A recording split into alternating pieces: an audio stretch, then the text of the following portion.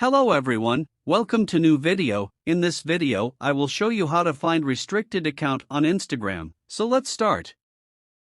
First open your Instagram. Then go to your profile.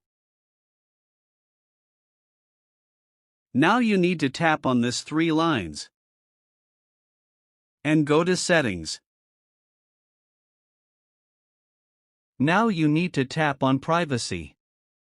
Then scroll down to find restricted account. When you find, go on it. Now continue. Now you have list of your restricted accounts.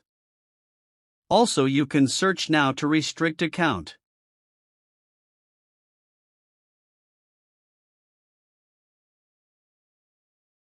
Now you can say unrestrict account, just tap on that.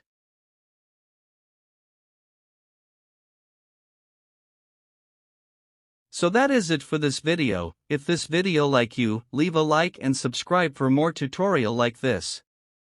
Goodbye.